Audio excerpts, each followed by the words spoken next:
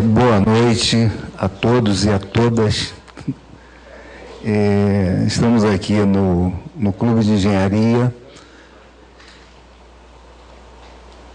através da Divisão Técnica de Transporte e Logística do Clube de Engenharia, mais propriamente no Fórum de Mobilidade, que funciona no Clube de Engenharia desde dezembro de 2011. E como tradicionalmente, à véspera das eleições, nós trazemos sempre os candidatos para discutir o assunto que é o nosso tema de discussão, que é transporte e mobilidade urbana.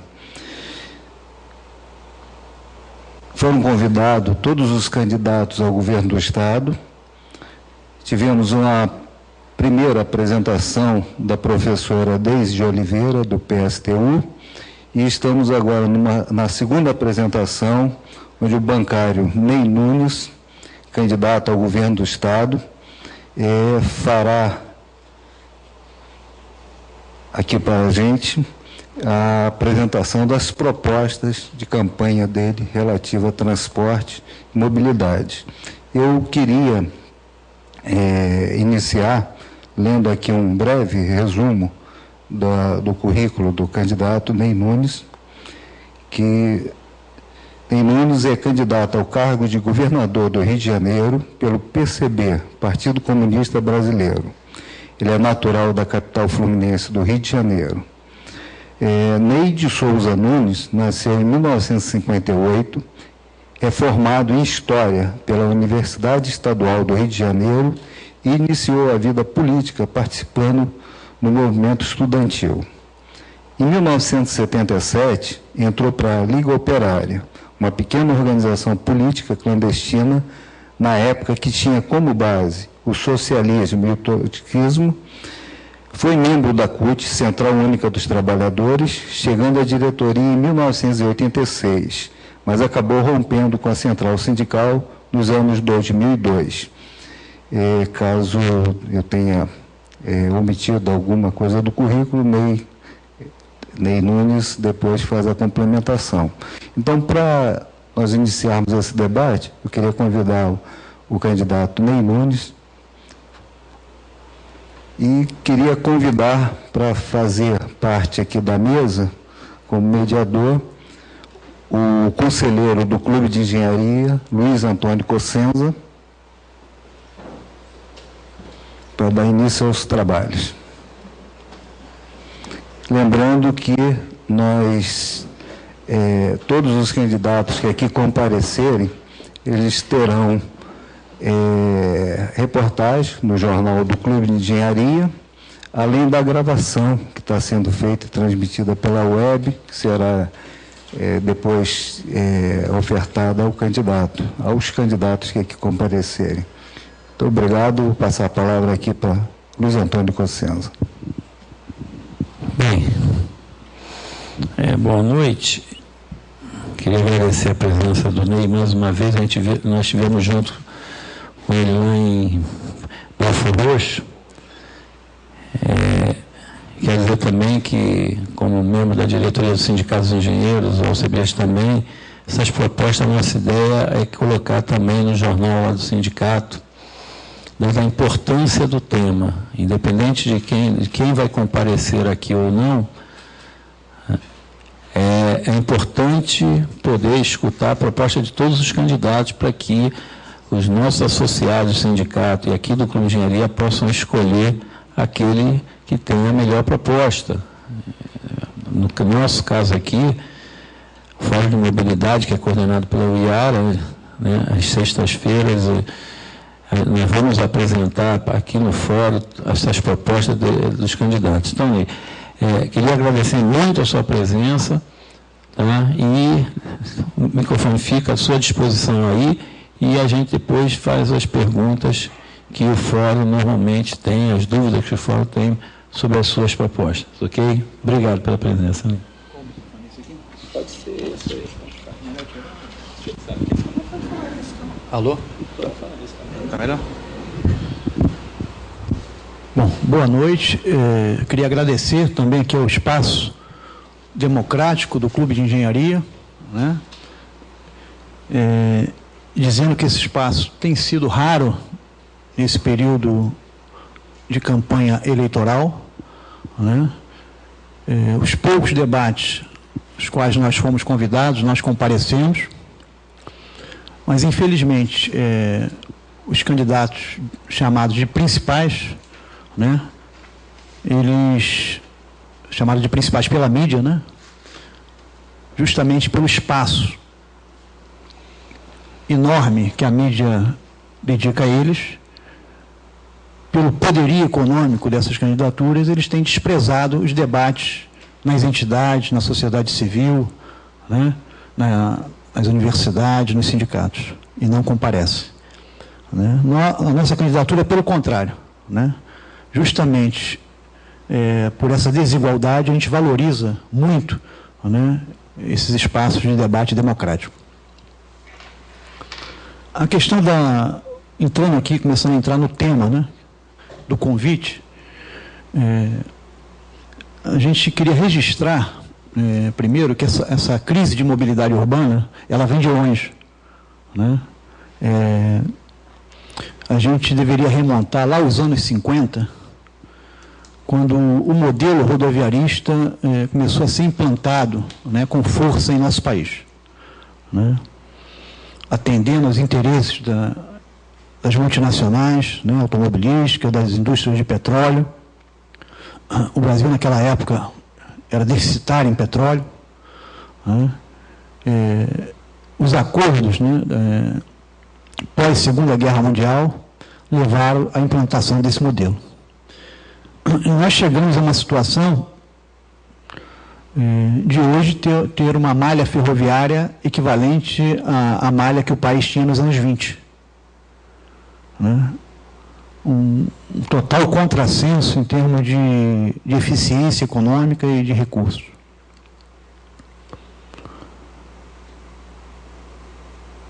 E esse projeto se reflete hoje em nosso Estado, né? Trazendo a discussão para o Estado do Rio de Janeiro, nessa crise, né, nessa verdadeira crise de mobilidade urbana que se vive, né? Eu sou usuário da linha 2 do metrô, né,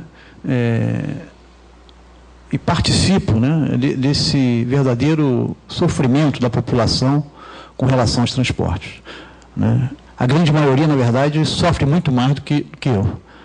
A gente sabe que hoje, na região metropolitana, se leva de 3 a 4 horas no deslocamento casa-trabalho, pagando-se uma tarifa cara.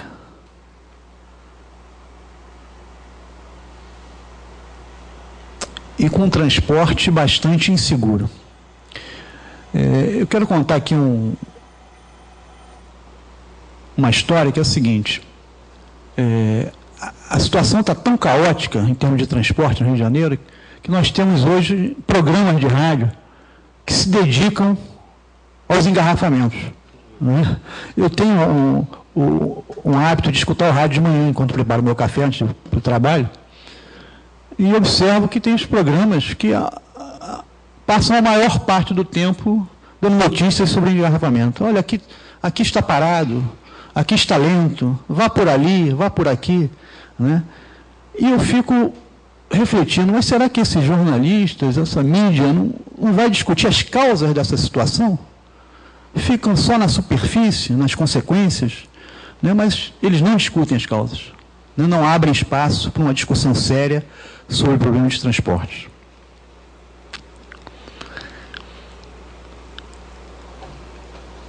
O Rio de Janeiro sofreu, como todo o país, nos anos 90, uma verdadeira onda privatista, né? O grande mote era: vamos reduzir o Estado, vamos reduzir o tamanho do Estado, que assim vai sobrar recursos, né, para se investir em saúde, em educação, em segurança, em transporte, né? Então, nós temos uma experiência de 20 anos com essa política, né? No Estado do Rio de Janeiro, todas as empresas estatais da área de transporte foram privatizadas. Né? Acho que o termo mais correto seria, elas foram entregues, né, por uma ninharia, né, para a iniciativa privada. O Estado perdeu a condição de controlar esses setores.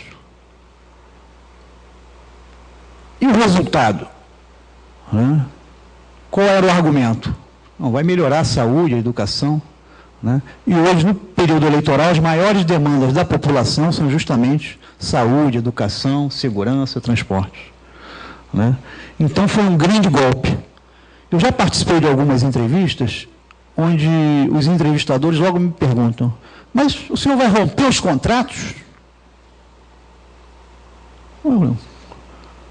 E lá nos anos 90, os contratos não foram rompidos? Que era patrimônio público? Houve algum plebiscito? A população foi consultada? Ou esses projetos foram empurrados goela abaixo, aprovados nas assembleias legislativas, já controladas por esse poder econômico, por esse monopólio privado? Quem rompeu os contratos foi justamente quem privatizou, né? Quem aplicou esse grande golpe.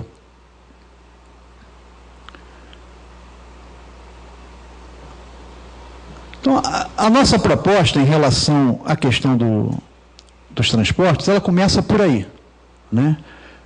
É preciso que o Estado reassuma a sua responsabilidade, né? Hoje, no orçamento público, tem lá uma das verbas principais, são os gastos com transporte. Mas como é feito o gasto? Dando subsídio para as concessionárias, né? Subsídio nas passagens, são comprados equipamentos para essas concessionárias, trens, no caso do metrô e da Supervia, e barcas, né, no caso da CCR atualmente, né? Ou seja, o Estado continua investindo e o lucro fica com o concessionário. E a população com um péssimo serviço. Esse é o resultado desse modelo. Então, a nossa proposta é reestatizar, né? É contar com a organização popular, com a mobilização, né, para ir em direção à estatização dos transportes. E para que reestatizar? Né? Para investir, principalmente, no transporte público de massa sobre trilhos, que a gente sabe que é mais eficiente, é mais barato, mais rápido, mais seguro e menos danoso ao meio ambiente. Né? Ou seja, não existe razões técnicas e econômicas para que esse transporte não seja o principal meio de transporte em grandes cidades. Né? É só olhar ao redor do mundo, né? As grandes capitais dos países mais ricos, né, foram por esse caminho. Né? São malhas de trem, de metrô, de VLT, né, como eixo do transporte de massa. Então, a gente entende que esse é o caminho a ser adotado. E no Rio de Janeiro, em particular, tem também as barcas. Né? O espelho da Baía de Guanabara permite interligar vários municípios. Né? E até hoje essas linhas de barcas não foram expandidas. Né? Fica sempre na promessa.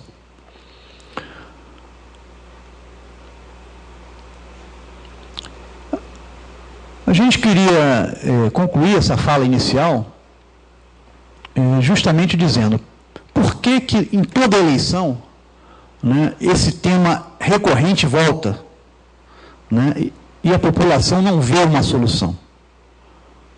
Né? E justamente porque os governos que se sucedem, desde o governo Marcelo Alencar, né, que foi o governo que privatizou, né, que mandou o plano de privatização dessas estatais aqui no Rio de Janeiro, esses governos mantiveram esse modelo. Né? E esses 4 candidatos, juntos ou separados, governaram o Rio de Janeiro nesses últimos 20 anos. O primeiro deles, o Garotinho, foi eleito dizendo que ia rever as privatizações. Ele, em conjunto com a sua digníssima esposa, Rosinha, teve 8 anos no governo. 4 no mandato dele, 4 da Rosinha. E não reviu nenhuma privatização. E agora, 20 anos depois, está aí o garotinho dizendo que vai rever a privatização do Maracanã. Né? Garotinho ele governou com Sérgio Cabral, que foi apoiado, foi a chapa Rosinha governadora e Cabral senador. Né? Governou com Crivella, Pezão participou do governo Garotinho e do governo Cabral, e o Lindbergh, o PT passou 7 anos participando do governo Cabral. Por isso nós dizemos, esses 4 candidatos governam esse Estado há 20 anos. Junto, pode-se somar o tempo do PSDB, né, que está aí na coligação do Pezão, é o bloco político, é o bloco do poder econômico, né, que vem infelicitando o nosso Estado há 20 anos. Né? Por isso as promessas se repetem, tanto no campo do transporte, da saúde, da educação, é uma repetição, porque não tem solução para esses problemas com essa orientação política dessas candidaturas. Né?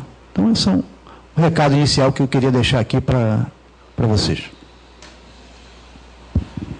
Bom, quem quiser fazer alguma pergunta aí, porque ele está gravando, que faça. Deixa o candidato, o Rio de Janeiro, eu acho que o Brasil todo vive um modismo do BRT. Né?